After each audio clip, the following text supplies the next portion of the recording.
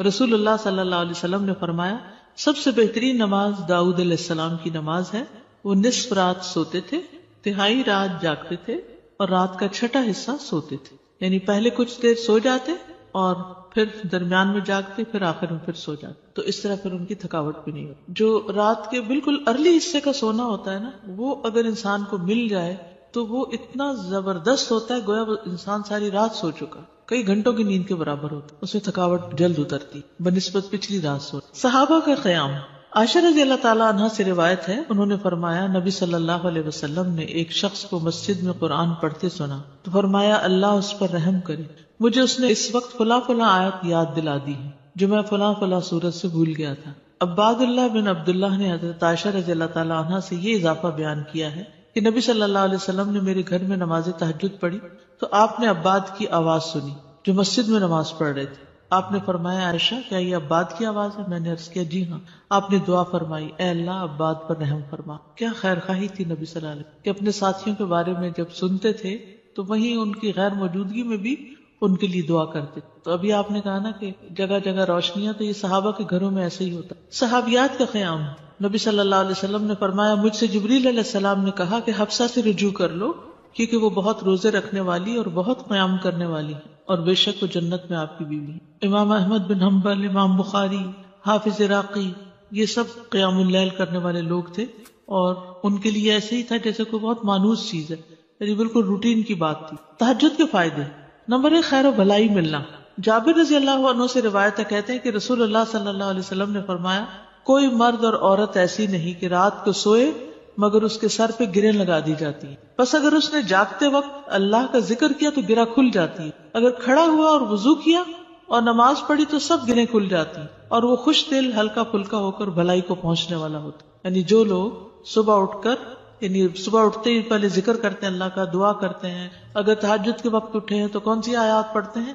آل عمران کی آخری آیات ان فی خلق السماوات والارض, اور پھر وضو کرتے ہیں, نماز پڑھتے ہیں تو ان کی ساری گرہیں کھل جاتی ہیں, بالکل فریش ہو کر ریلیکس ہو کر دن کا آغاز کرتے ہیں. اور اگر نماز مس ہو جائے تو بوجھ تلے آ جاتے ہیں. اسی طرح نفس میں چستی آتی ہے ورنہ سستی اور خباثت نفس کے اندر آتی ہے. لا علاج مرض سے شفا ملنا.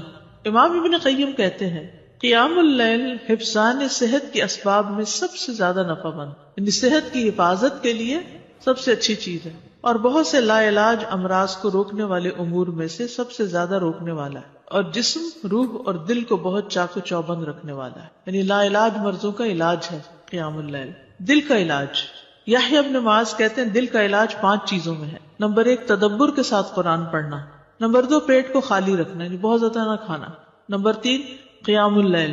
نمبر 4 سحری کے وقت اللہ کے سامنے عاجزی اور انکساری کرنا. نمبر 5 نیک لوگوں کی مجلس میں بیٹھنا. دل کو خوشی ملنا. عطا خراسانی کہتے ہیں جب آدمی رات کو تہجد کے لیے اٹھتا ہے تو خوشی کے ساتھ صبح کرتا ہے اور اس قیام کی وجہ سے اپنے دل میں مسرت محسوس کرتا ہے, اور اگر اس پر نیند غالب آ جائے اور وہ اپنے ورد سے سویا رہ جائے تو غم کی حالت میں صبح کرتا ہے کہ آج میرے تہجد مس ہو گئے, اور اس کا دل ٹوٹا ہوا ہوتا ہے گویا کہ اس کا کچھ کھو گیا ہو, کیونکہ اس نے اپنے نفع مند کاموں میں سب سے زیادہ مفید کام کو کھو دیا, یعنی قیام اللیل کو. رزق ملنا. ابن قیم کہتے ہیں 4 چیزیں رزق کو کھینچ لاتی ہیں. نمبر 1 قیام اللیل. نمبر 2 سحری کے وقت استغفار کی کثرت. نمبر 3 صدقے کا خیال کرتے رہنا. نمبر 4 دن کے شروع اور آخر میں اس کا ذکر کرنا, یعنی صبح شام کی دعائیں ہیں یا اذکار ہیں. چہرے پر نور آنا. حسن بصری سے پوچھا کہ رات کو تہجد پڑھنے والے سب لوگوں سے زیادہ حسین چہرے والے کیوں ہوتے ہیں؟ انہوں نے کہا اس لیے کہ وہ تنہائی میں رحمان کے ساتھ گفتگو کرتے ہیں اور اللہ انہیں اپنا نور پہنا دیتا ہے. لوگوں کی محبت ملنا. سعید بن مسیب کہتے ہیں کہ ایک آدمی رات کو نماز پڑھتا ہے تو اللہ اس کے چہرے میں نور بنا دیتا ہے. اس نور کی وجہ سے ہر مسلمان اس سے محبت کرتا ہے. جب اس کو ایسا شخص دیکھتا ہے جس نے اسے پہلے نہیں دیکھا ہوتا تو وہ کہتا ہے بے شک مجھے اس آدمی سے محبت ہے, یعنی دیکھتے ہی اس کے دل میں اس کی محبت آتی. کوئی ایک فائدہ بتائیے مجھے, کیا فائدہ تہجد پڑھنے کا؟ خوشی ملنا.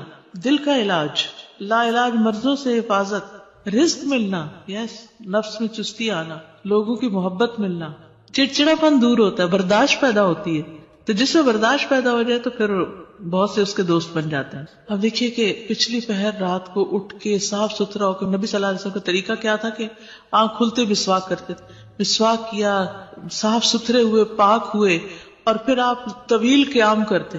اب کیا کہتے ہیں, کھڑے ہو کے آفس میں کام کریں, اسٹینڈنگ آفیسز بن رہے ہیں, یعنی قیام کی حالت میں کمپیوٹر استعمال کرے. تو یہ قیام اگر کسی نے صبح صبح ہی کر لیا ہو, اور پھر نبی صلی اللہ علیہ وسلم کے قیام جتنا ہی ان کا رکوع بھی ہوتا تھا, اتنی دیر آپ جھکے ہوئے, اتنی دیر آپ کا سر سجدے میں پڑا ہوا, صحت ہی صحت ہے, ایکسرسائز ہی ایکسرسائز. فجر سے تھوڑی دیر پہلے اٹھ کے قیام کرنا, میں نے کسی لیکچر میں یہ سنا تھا کہ مطلب ٹھیک ہے آپ یہ تو کرتے ہیں, لیکن یہ بیسیکلی وہ قیام اللیل نہیں ہے, یہ کچھ اور ہی چیز ہے. ایسا کچھ نہیں. دیکھیے یہ اور کیا ہے, مطلب ان کا کہنے کا مطلب یہ تھا کہ ہم جیسے یہ سست لوگوں کے لیے ہے کہ اچھا چلو فجر سے ذرا سا پہلے اٹھ کے کر لیا, ورنہ بیسیکلی رات کی ڈیپ میں اٹھیں اور اس وقت کریں. وہ تو بالکل ٹھیک ہے. جیسے بہترین قیام جو ہے وہ داؤد علیہ السلام کا ہے, جو اٹھتے تھے پھر پڑھتے تھے پھر لیٹ جاتے تھے, آدھی رات کے بعد اٹھتے تھے, پھر ایک تہائی کے بعد پھر وہ چھٹا حصہ جو تھا پھر دوبارہ سو جاتے تھے. لیکن یہ کہ عشاء کے ساتھ بھی ایکسٹرا نوافل سے بھی چاہے نہ بھی سوئے وہ بھی قیام ہوتا ہے. یعنی رات کے نوافل چاہے اول حصے میں پڑھ لیں, چاہے درمیان میں, چاہے آخر میں. ہاں یہ ایکسٹرا بات ہے کہ جس کام میں جو جتنی مشقت کرتا ہے اس کا اجر اتنا ہی زیادہ بڑھ جاتا ہے.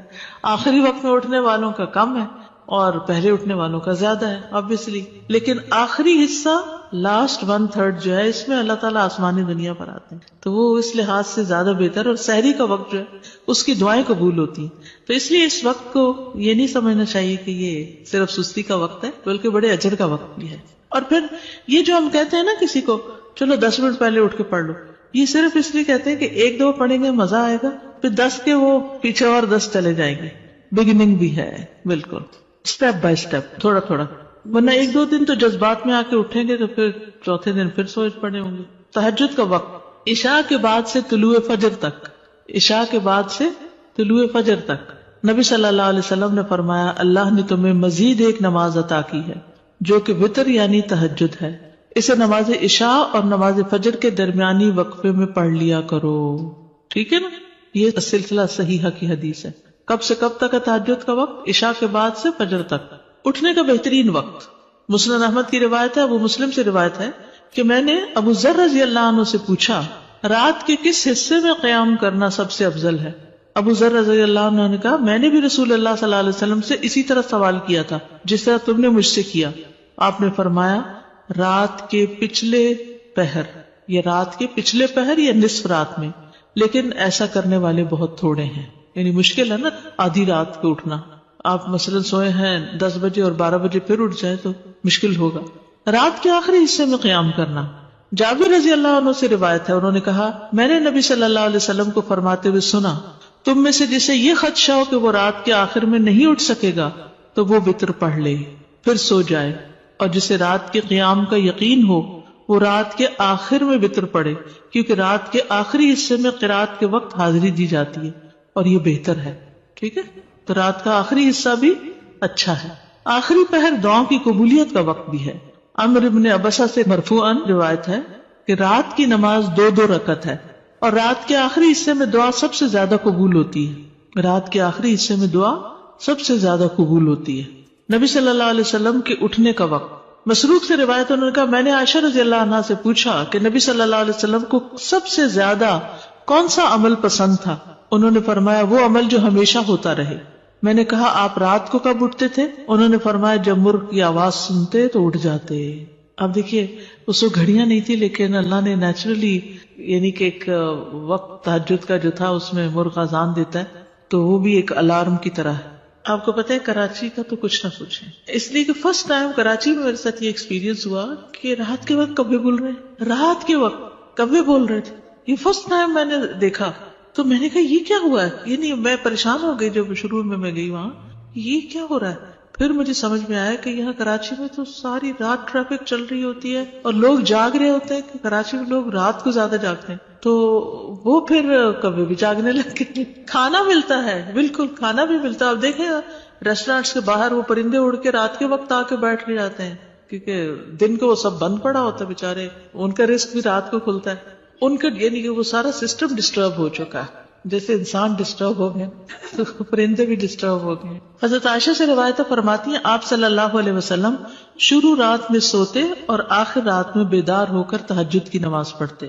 نبی صلی اللہ علیہ وسلم کا نصف رات کو اٹھنا، آدھی رات کو، یہ وہ حضرت ابن عباس والی روایت ہے جس میں ابن عباس آپ صلی اللہ علیہ وسلم کے گھر میں آ کر رکے تھے اور پھر جب آدھی رات گزر گئی تو آپ بیدار ہو کر تہجد پڑھنے لگے. نبی صلی اللہ علیہ وسلم کا سحری سے قبل نماز سے فارغ ہونا. حضرت عائشہ کہتی ہیں کہ جب سحری کا وقت ہوتا تو میں نبی صلی اللہ علیہ وسلم کو اپنے پاس سویا ہوا ہی پاتی، یعنی آپ تہجد پڑھ کے دوبارہ سو جاتے تھے. حضرت عائشہ سے روایت بیان کرتی ہیں کہ بلا شبہ اللہ عز و جل رسول اللہ صلی اللہ علیہ وسلم کو رات میں جگا دیتے، چنانچہ صبح نہ ہو پاتی کہ آپ اپنے معمول کی عبادت سے فارغ ہو چکے ہوتے تھے. تہجد کے لیے بیدار ہونے کی سنتیں. آنکھ کھلنے پر دعا پڑھنا. نبی صلی اللہ علیہ وسلم نے فرمایا جو شخص رات کو بیدار ہو کر یہ دعا پڑھے لا الہ الا اللہ وحدہ لا شریک لہ لہ الملک ولہ الحمد وہو علی کل شیء قدیر الحمد للہ وسبحان اللہ ولا الہ الا اللہ واللہ اکبر ولا حول ولا قوة الا باللہ ثم قال اللہم اغفر لی او دعا استجیب لہ فإن تودع وصلى قبلت صلاتہ.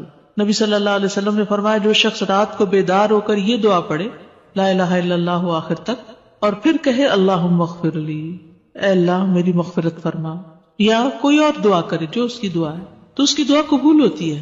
پھر اگر اس نے وضو کیا اور نماز پڑھی تو نماز بھی قبول ہوتی ہے. ٹھیک ہے. آل عمران کی آخری 10 آیات پڑھنا. ابن عباس نے ابو المتوکل کو بتایا کہ انہوں نے ایک رات نبی صلی اللہ علیہ وسلم کے ہاں گزاری تو اللہ کے نبی رات کے آخری حصے میں اٹھے، باہر نکلے اور آسمان پر نظر ڈالی، پھر سورۃ آل عمران کی آیت پڑھی ان فی خلق السماوات والارض. 3 بار وقفے سے اٹھنا. ابن عباس کہتے ہیں وہ ایک رات رسول اللہ صلی اللہ علیہ وسلم کے ہاں سوئے تو رات کو آپ جاگے، مسواک کی اور وضو فرمایا.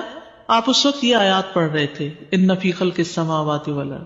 یہ آیات تلاوت فرمائی حتیٰ کہ سورت ختم کی، پھر آپ کھڑے ہوئے اور 2 رکعتیں پڑھی. ان میں بہت طویل قیام، رکوع اور سجدے کیے، پھر واپس پلٹے اور سو گئے یہاں تک کہ آپ کی سانس کی آواز سنائی دینے لگی. پھر آپ نے اس طرح 3 دفعہ کیا، 6 رکعتیں پڑھی. ہر دفعہ آپ مسواک کرتے، وضو فرماتے اور ان آیات کی تلاوت فرماتے. پھر آپ نے 3 وتر پڑھے، پھر مؤذن نے اذان دی تو آپ نماز کے لیے باہر تشریف لے گئے. یعنی بار بار وضو کیا، بار بار مسواک کیا اور بار بار ان فی خلق پڑھا اور عبادت کی. بیدار ہوتے ہی مسواک کرنا.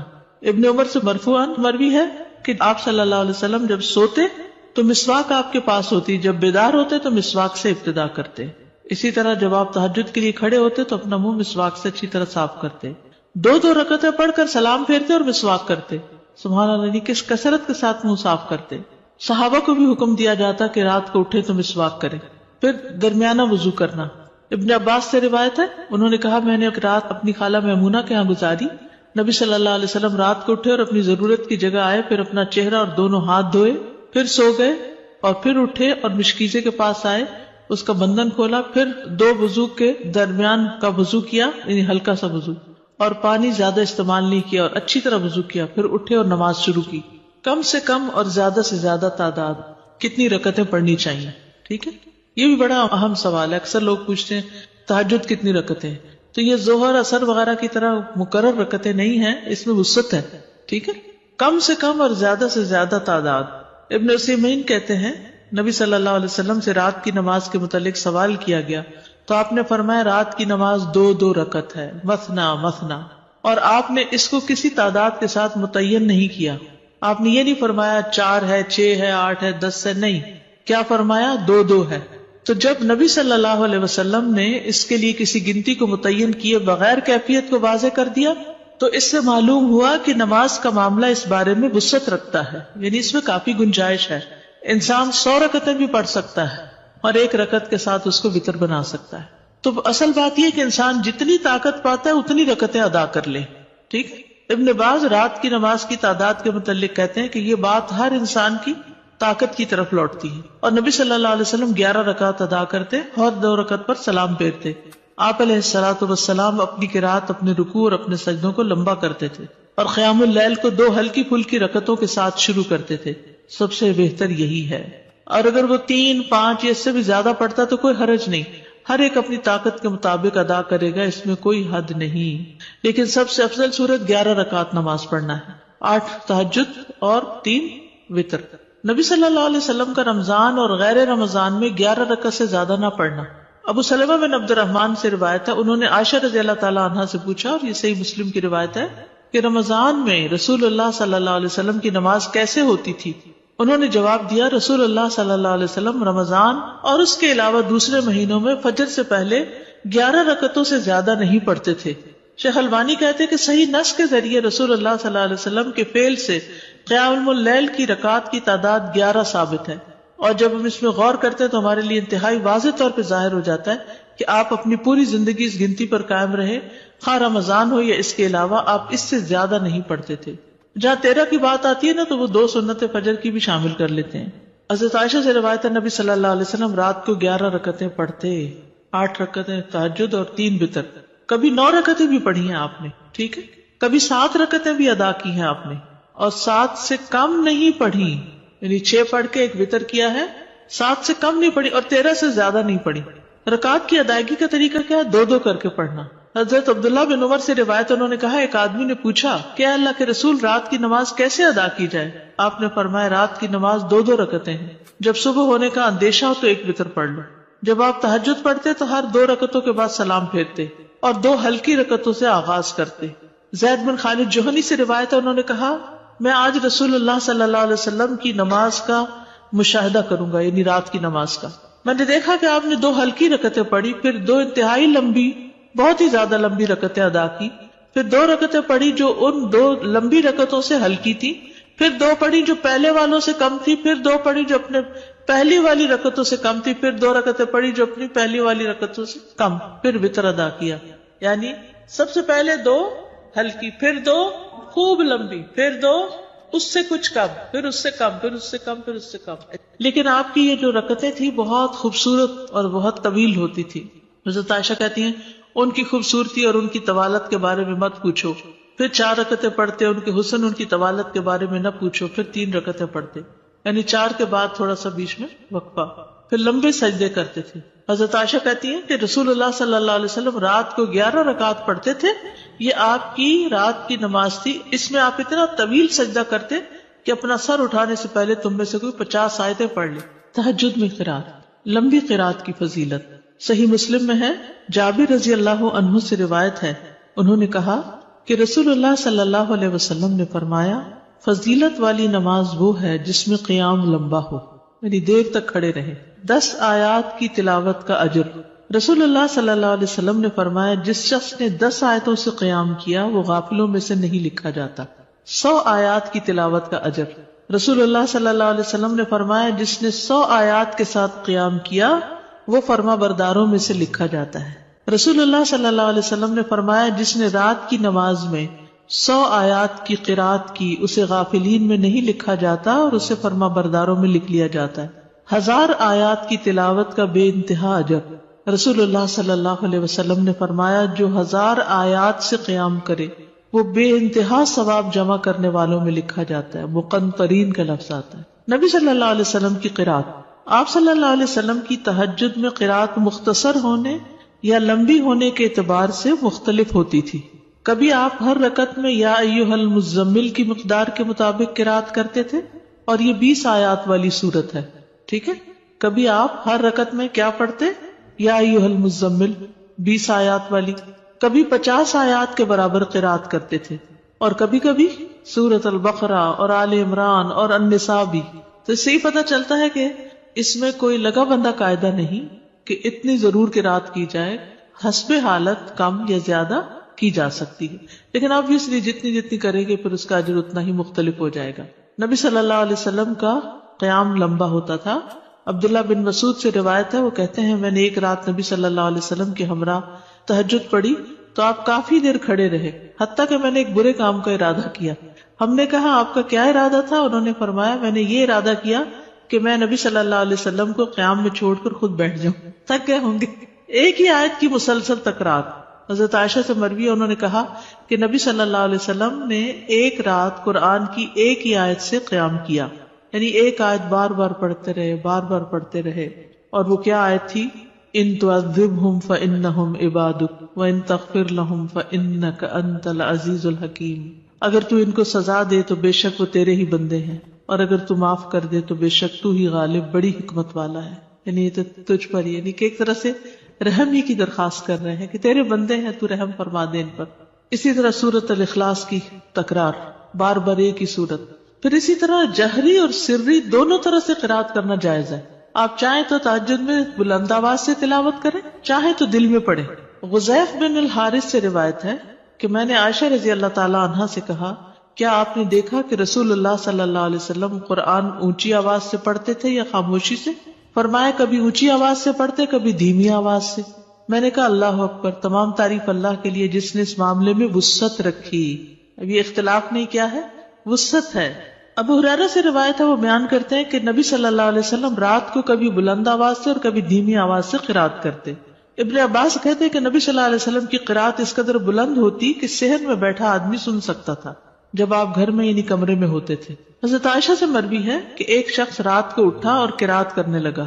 اس نے اپنی آواز بلند رکھی. جب صبح ہوئی تو رسول اللہ صلی اللہ علیہ وسلم نے فرمایا اللہ فلاں پہ رحم فرمائے، اس نے رات مجھے کتنی ہی آیتیں یاد دلا دی جو میں بھول چکا تھا. تو بعض اوقات اونچی قرات سے دوسرے لوگوں کو فائدہ ہو جاتا ہے جو آس پاس ہوتے ہیں. درمیانی آواز میں قرات. ایک رات نبی صلی اللہ علیہ وسلم نکلے اور ابو بکر رضی اللہ عنہ کے پاس سے گزرے. وہ نماز پڑھ رہے تھے اور ان کی آواز دھیمی تھی. راوی کہتے ہیں اور آپ عمر بن خطاب کے پاس سے گزرے، وہ بھی نماز پڑھ رہے تھے، ان کی آواز بہت بلند تھی.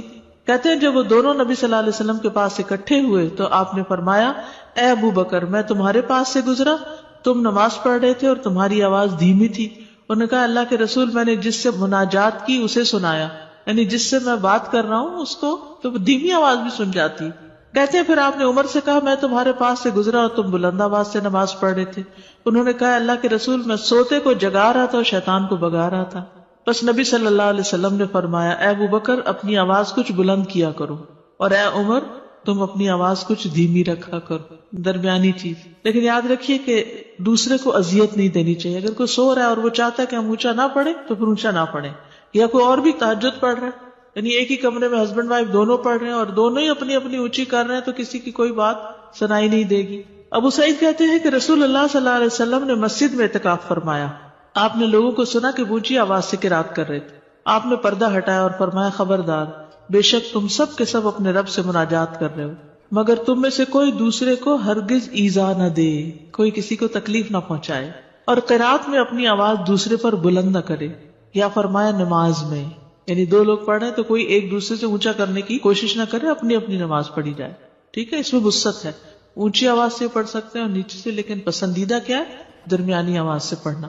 لیکن اگر کوئی اور ساتھ پڑھ رہا ہو، مثلا آپ نے دیکھا ہوگا کہ بعض اوقات آپ پڑھتے ہوئے بھول جاتے ہیں اگر بیچ میں کوئی اور کسی بھی چیز کی آواز آ رہی تو اس صورت میں اگر دوسرے ہوں تو ان کی رعایت کرنی چاہیے. اس وسعت کا فائدہ یہ ہے نا، جیسے سجدے کی دعائیں یا رکوع کی یا اور اسی طرح کی، تو کبھی ایک پڑھ لے کبھی دوسری پڑھ لے تو اس سے نماز کے اندر ایک خوبصورتی رہتی ہے، ایک توجہ رہتی ہے. شیطان سے بچنے کے لیے اللہ کی پناہ لینا. ابو سعید خدری بیان کرتے ہیں کہ رسول اللہ صلی اللہ علیہ وسلم جب رات کو قیام فرماتے تو اللہ اکبر کہتے، پھر سبحانک اللہم و بحمدک و تبارک اسمک و تعالی جدک و لا الہ غیرک کہتے، پھر 3 بار لا الہ الا اللہ کہتے، 3 بار اللہ اکبر کبیرہ کہتے. اس کے بعد اعوذ باللہ السمیع العلیم من الشیطان الرجیم من ہمزہ و نفخہ و نفثہ پڑھتے. بخشش طلب کرنا. ربیعہ الجرشی سے روایت ہے، کہتے ہیں کہ ایک مرتبہ میں نے عائشہ رضی اللہ عنہا سے سوال کیا تو میں نے کہا کہ رسول اللہ صلی اللہ علیہ وسلم جب رات کو قیام کرتے تو کس چیز سے آغاز فرماتے؟ انہوں نے کہا کہ آپ 10 مرتبہ اللہ اکبر کہتے، 10 بار سبحان اللہ، 10 بار لا الہ الا اللہ، 10 بار استغفر اللہ، اور 10 مرتبہ یہ دعا اللہم اغفر لی واہدنی وارزقنی، اور پھر 10 بار یہ دعا اللہم انی اعوذ بک من الضیق یوم الحساب، دنیا کی تنگی سے دعا مانگنا. شریک حوزنی کہتے کہ میں ام المومنین عائشہ رضی اللہ عنہا کے پاس گیا اور ان سے پوچھا کہ رسول اللہ صلی اللہ علیہ وسلم جب رات کو اٹھتے تو کس چیز سے ابتدا کرتے؟ انہوں نے کہا تحقیق تو نے مجھ سے ایسا سوال کیا جس کے متعلق تجھ سے پہلے مجھے کسی نے نہیں پوچھا. آپ جب رات کو اٹھتے تو 10 بار اللہ اکبر کہتے، 10 بار الحمدللہ کہتے، 10 بار سبحان اللہ و بحمدہ کہتے، 10 بار سبحان الملک القدوس کہتے، 10 بار استغفر اللہ کہتے، 10 بار لا الہ الا اللہ کہتے، 10 بار اللہم انی اعوذ بک من ضیق الدنیا و ضیق یوم القیامہ، اس میں قیامت کی تنگی کا بھی ذکر آتا ہے اور دنیا کا بھی. پھر اسی طرح آپ اللہم اغفر لی واہدنی وارزقنی وعافنی بھی 10 دفعہ یہ اللہ اکبر الحمدللہ سبحان اللہ اور استغفر اللہ کرنے کے بعد یہ پڑھتے تھے. پھر سجدے کی دعا